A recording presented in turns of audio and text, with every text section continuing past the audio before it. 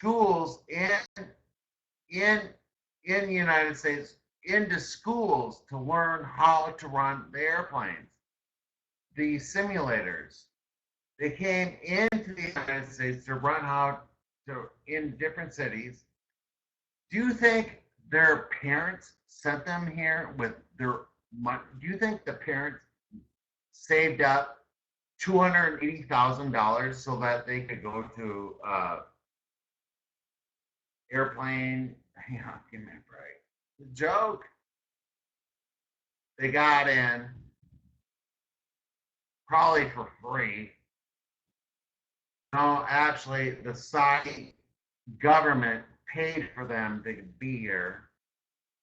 There's some weird deal with the Saudis in the United States. Some weird thing going on.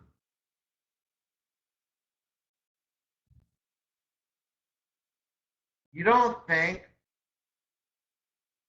the NSA, the FBI, the CIA did not know this is going to happen? Are you kidding me?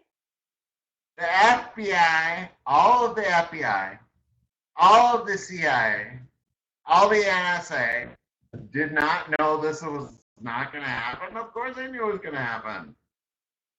They knew it was going to happen. They knew it was going to happen. They let it happen. It's just so sick. And where was George Bush Jr.? Where was he?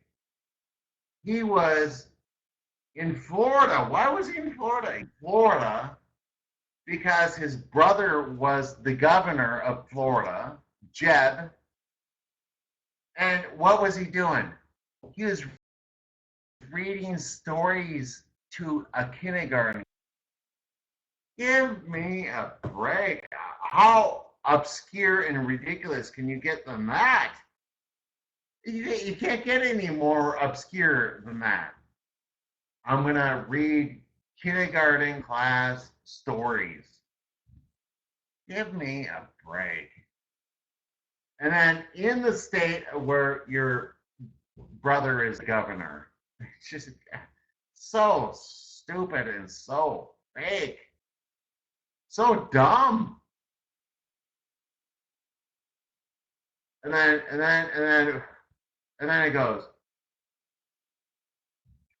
The whole premise is to make an excuse to go to the Middle East because Dick Cheney was in charge of Halliburton.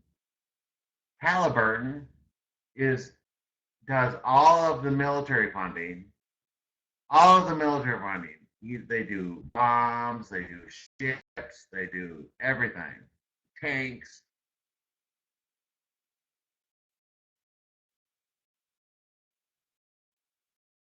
And then they let it happen.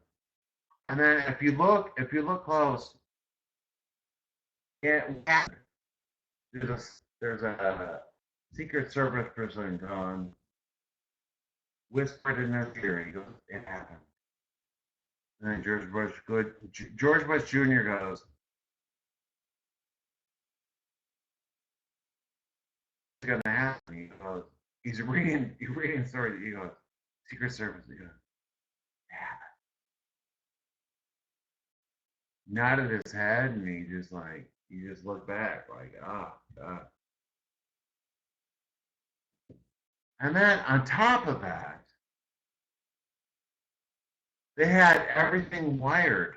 They had every level wired because in 1991 there was a terrorist bombing.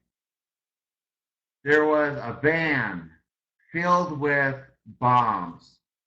It was a Abu Akbar terrorist person in a van filled, a huge van with like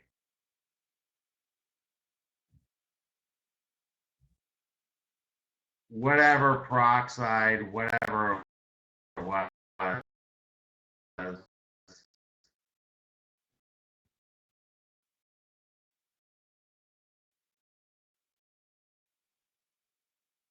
to blow up the garage, and it blew up the garage. It blew up the first floor and second floor or whatever.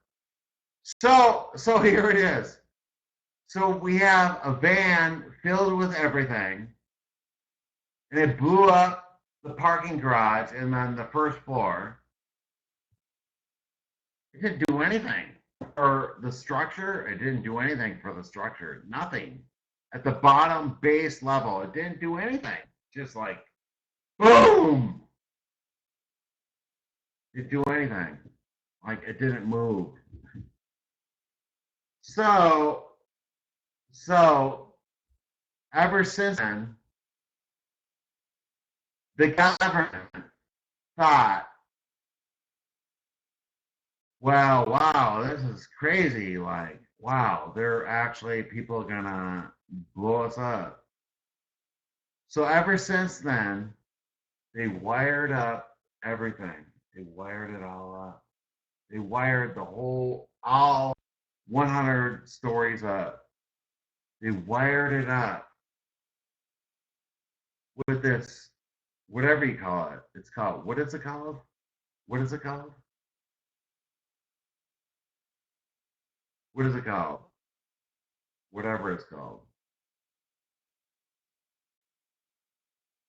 Whatever it's called. So then they let them in, let them in, and they blew it, and they imploded all freaking towers.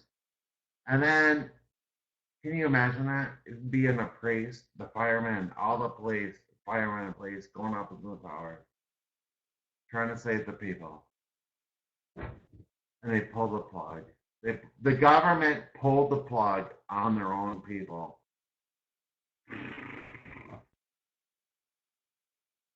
In the name of what?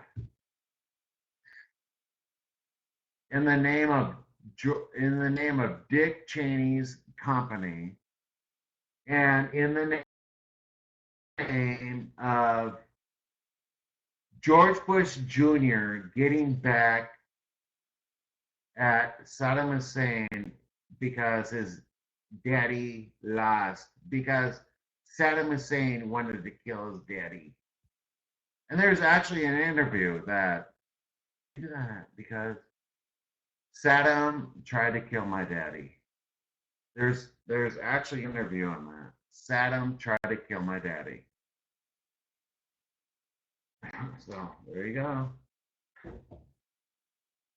And all of this started ISIS. All of it started ISIS. The joke. ISIS would never happen if that did not happen.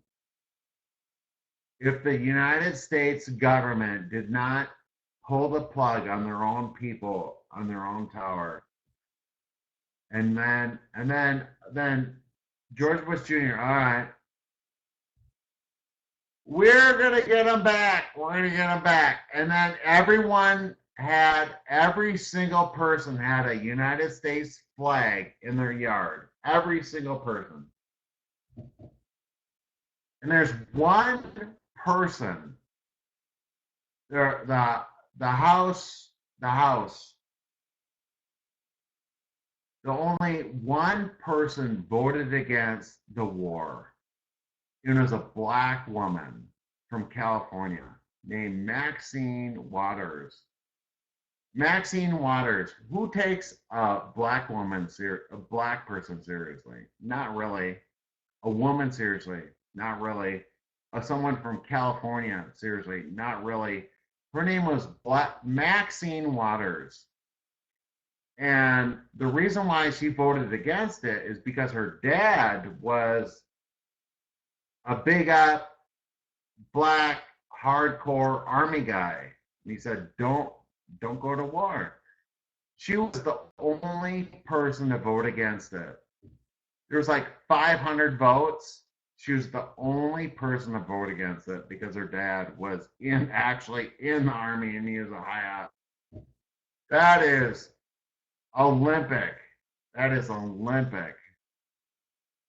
Everyone says we gotta go to war. Every